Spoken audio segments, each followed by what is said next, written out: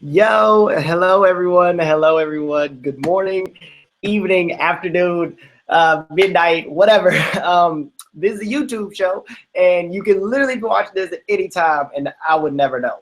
But hi, I'm Stu Somerville, and welcome to Yo, Let's Order Pizza, a show where anything can happen and anything goes. I just picked up a super dope sausage and banana pepper pizza from an unnamed restaurant, and I'm not gonna give them that free advertisement because I just gave them like $15, and let's hope it's good. That's all I'll say. All right, and so here we go. We've got an awesome show planned, and it's really just me. Anyway, um, yeah, and it's all about this past weekend Super Bowl. It's that was the probably one of the biggest weekends that we've had in 2016 by far. And so we're gonna have to talk about it. So let's just dive right into it. I don't really have much else to say. All right, cool. Well, let's actually.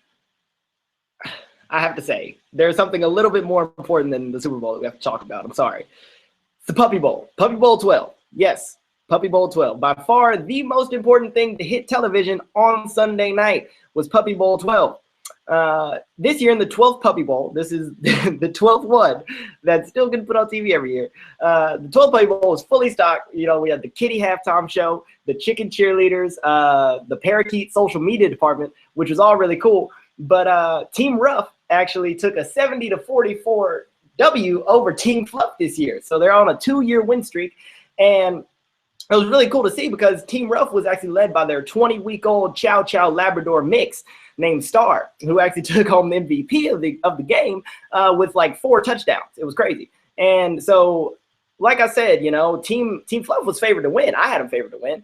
You know, Team Ruff was favored by most analysts, and on the Las Vegas, Puppy Bowl circuit, really, Team Fluff was the by far the favorite. You know, I expected Team Fluff's 19-week-old English bulldog named Countess actually to take over and score like 4 touchdowns for me and my my fantasy team. Check that out on my Twitter.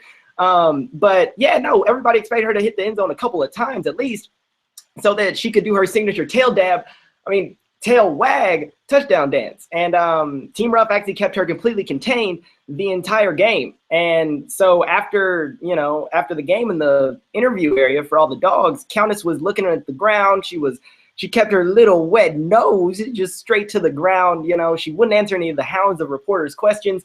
And when she actually got to she wouldn't answer any questions by any reporters. And so people on Twitter and in the doggy sports world as a whole were actually really upset with Countess.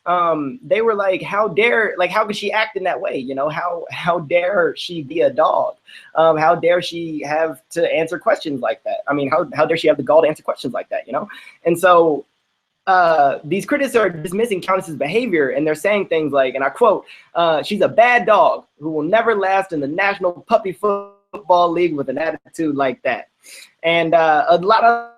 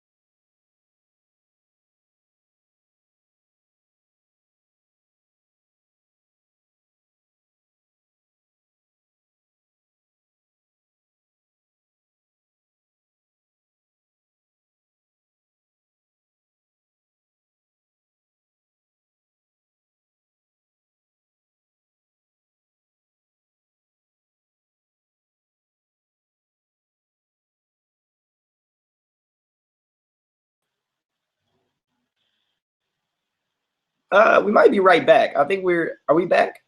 I think we're back. Um,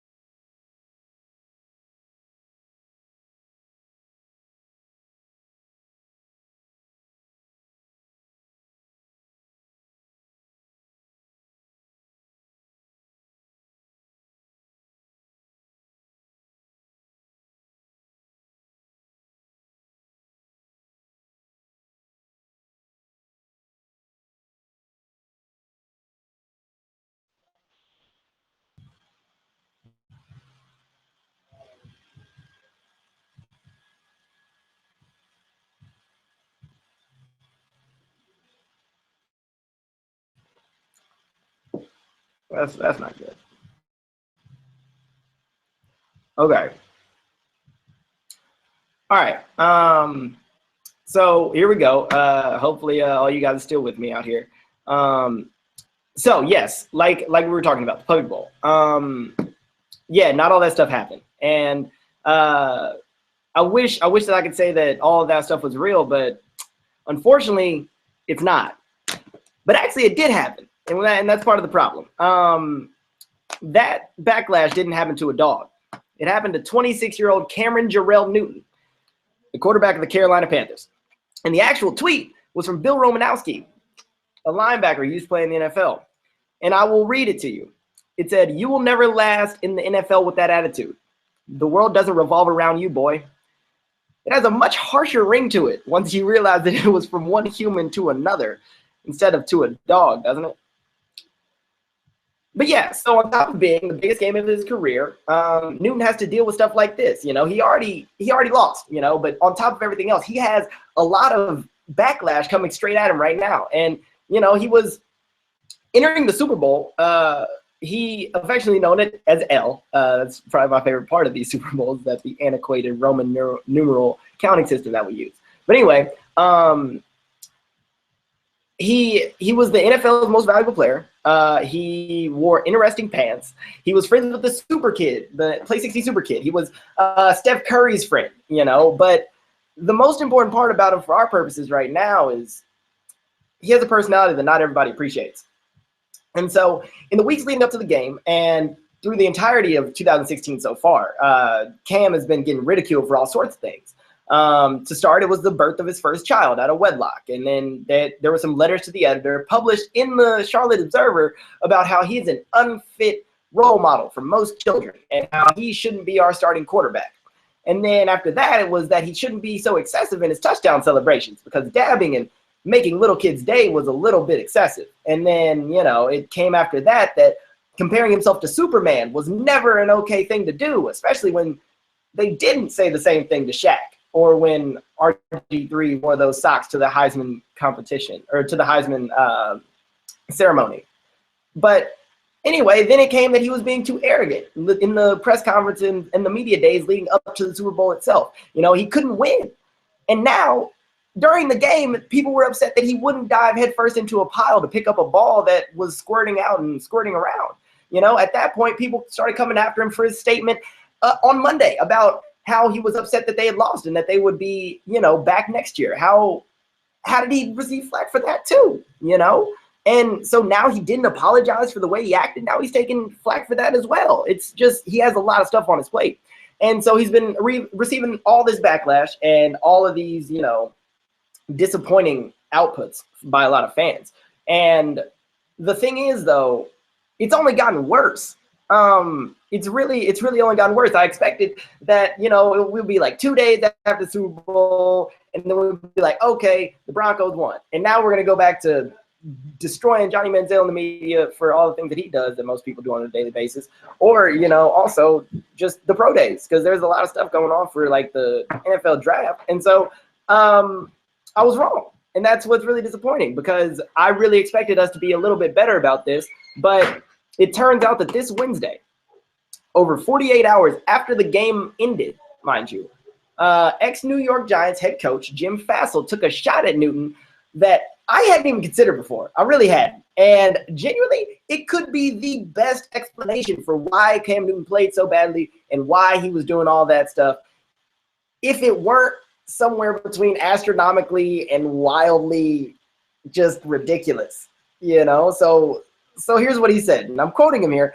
He says, "That's not what a starting quarterback MVP leading his team does. And I had a lot of respect for him during the season, but that's not what happens. You don't do that." And I said, this guy's already gone soft, and that's what he was. So what could he possibly be talking about? Like, what could he be that upset about? What could he have the answer? Well, it turns out the Coach Fassel is actually talking about the fact that Cam Newton wore gold MVP Under Armour cleats in warmups. And so they had his stats printed directly on them, you know, and Fassel is saying that these are the reason. And I was like, okay, cool. Like maybe they're giving him the same problems that a lot of the other players' cleats were. Maybe it was just the fact that in a lot of weird ways, the cleats actually hindered his performance. But then you look back and you see that Cam Newton wore them for warm-ups and took them off right after that with absolutely no consequence for the game. Put back on his team uniform cleats. And I mean, compared to some of the basketball players that wear colorful shoes every day and some golfers that wear colorful flamboyant pants every single round, I don't think this is even remotely close to being okay. And, you know, so Fassel's upset, you know, and I get it. He's criticizing for his wardrobe choices. And maybe these shoes were part of the problem. If he were Calvin Cambridge, the main character from Like Mike, who actually needed those shoes to compete, and Cam Newton, what's wearing those shoes the entire season? I just don't understand how this is even a remotely acceptable way. As an adult, as a grown pundit of NFL football, I don't think this is even remotely okay. But is that what it's come to now? I mean, has it come to a point where as a sports consuming society, we're just willing to stand by and applaud these absolutely unnecessary comments about our players? Like, is that where we're at now? Even though we may love to hate Cam Newton or we may love him genuinely, are we willing to stand by and take that? And yes, you know, Cam didn't have his best game. I will be the first to admit it. He didn't have his best game in, you know, this season. He wasn't playing well. And that's not even from like a statistical standpoint, but also from just a visible when watching the game. And trust me, I wanted him to do well, but he really just didn't. And so he was overthrowing receivers. He was flustered.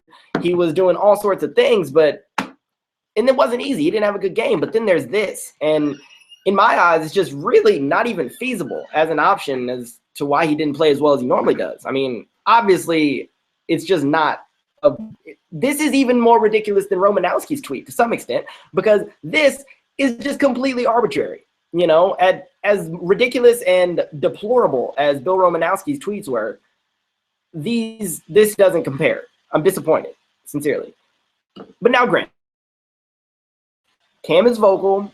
Cam is passionate. Cam has had his day of fame in the media. You know,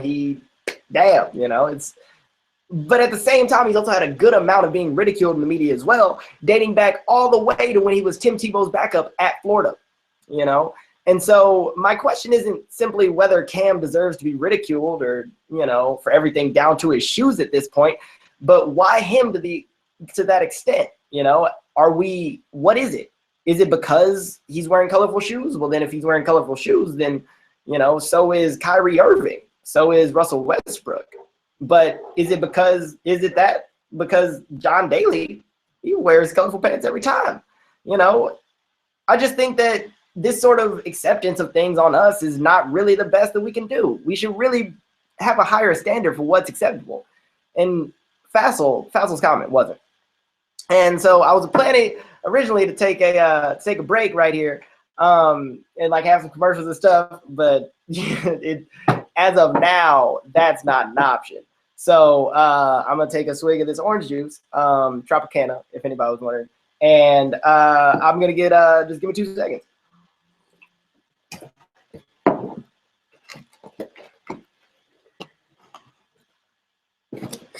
All right. Now, I'm glad to see that everybody's still there. Gracias, I appreciate it.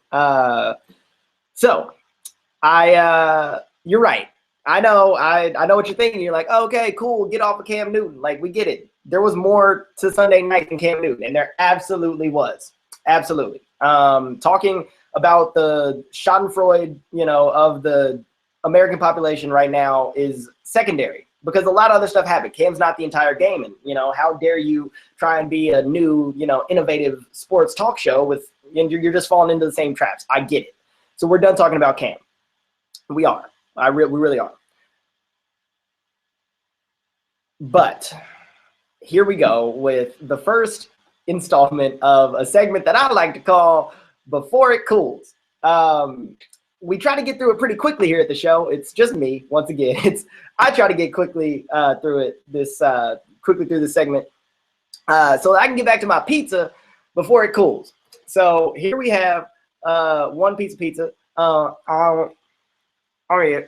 But yeah, so for this segment, we try to get back to the pizza before it cools because thermodynamics and physics and all that is just really difficult to understand.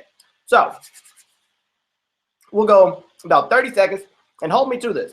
If there's 30 seconds on the clock right now, give me 30 seconds and then either tweet at me or something like that. We're going to go as fast as we can through this next segment so I can get back to that pizza because that was really good. All right? Ready to go. Guys, I'll put it on my cell phone. So we'll actually all play together. It'll be fine. Let me see. It was an unnamed cell phone. I don't want to promote anybody, but Steve Jobs is a great man. Just if you were wondering. All right. Here we go. 30 seconds. And okay, so first, Bronco Aqib Talib could be facing a suspension for 2 hits that he put on Carolina receivers, one of them being when he summoned all the strength of Paul Bunyan and threw Corey Brown directly out of bounds as far as he could. Von Miller showed us that you can, in fact, look like Simon from Alvin and the Chipmunks, beat a substance abuse suspension, and come back 2 years later and still be the Super Bowl MVP. And my boy, Peyton Manning, he taught us a lesson on Sunday night as well. It seems that just by winning, everybody's forgotten about the HGH allegations of last week. So really, winning is everything. That's just what it is. And that's all for Before It Cools. The segment that goes as fast as possible, once again, because pizza cools pretty quickly. All right. So now, now that I got that out of the way, as now that I got that out of the way, on our main story tonight, or this morning, or this afternoon, or midnight, wherever it is that you're watching this, the legacy of this Super Bowl, the legacy of Super Bowl 50. And so, if any of you guys remember, most of you probably don't. Back in March of 2012, Commissioner Roger Goodell actually at a press conference said that the NFL's 50th Super Bowl would be one to remember, saying that the league was looking at plans to make this one spectacular. But now, almost a week after the game, what are the implications and legacy of this game as a whole? You know, and so I and most of the people on this beautiful planet have never been to Santa Clara, California. We've never paid $13 for a beer. But that doesn't mean that it wasn't memorable for us. I mean, the brand new Levi's Stadium played host to the Super Bowl, and the underdog won against a 5.5 point expected loss. And it could have been the last game for one of the greatest quarterbacks in the history of the universe, you know? So there were elements that could make it great, but was it a memorable Super Bowl in the grand scheme of the 50 that we've had so far? That's the question. So let's take a look. We had the first Super Bowl back in 1960, the second Super Bowl back in 1967. And that was memorable for those of us who were alive, obviously, because of the snowstorm that ended up having Bart Starr take a QB sneak instead of throwing the ball. And that's what gave us the iconic picture of 2 grown men carrying another smiling grown man on their shoulders. And then the 7th Super Bowl in 1973 was memorable because it was the first and last Super Bowl that saw a fully perfect season. You know, the Miami Dolphins went undefeated all the way through and won the Super Bowl as well against that team from Washington, 14-7. So, and they were projected to lose that one too. They were projected to lose by a point, but they actually beat the odds. So that one was memorable as well. And the 42nd Super Bowl, we'll jump up a little bit. That has what has been dubbed as the most amazing play in Super Bowl history. Best one. And it was because David Tyree, you know, he pulled in that 4th quarter catch from Eli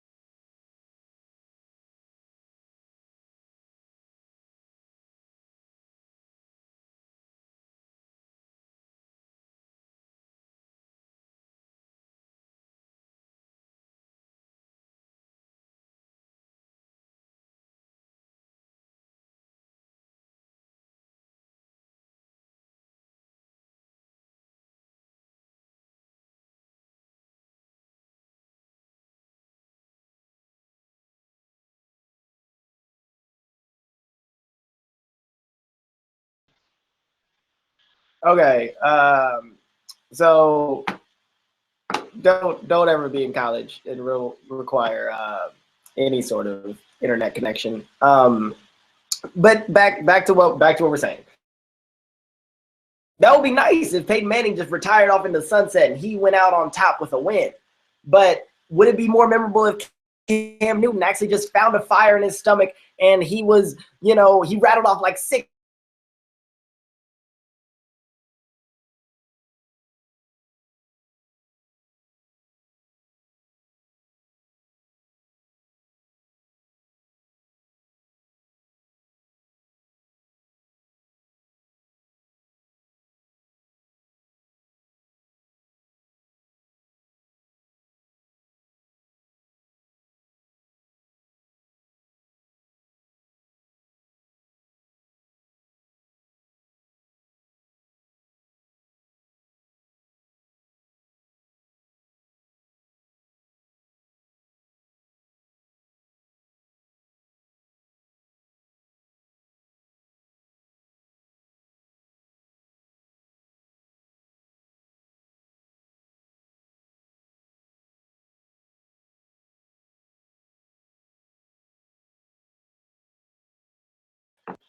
Yeah, okay, so we're back again. I'm a little frustrated with this Wi-Fi, but no, seriously. Back to what I was saying. What is it that makes us as sports fans remember some Super Bowls more than the single A Brevard County Manatees 30th game against the Lakeland Flying Tigers?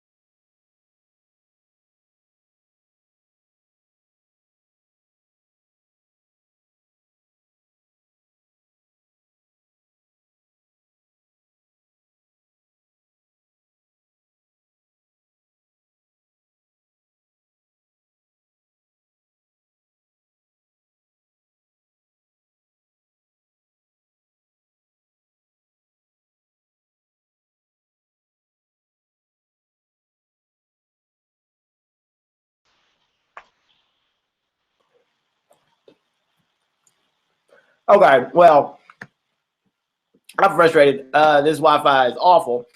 But yeah, I mean, at some point, we have to ask ourselves, where is our priorities? I mean, what makes this game last longer or shorter than other games? Does it matter if a game lasts longer or shorter? Well, does it even matter that we remember sports? I mean, it's a conundrum.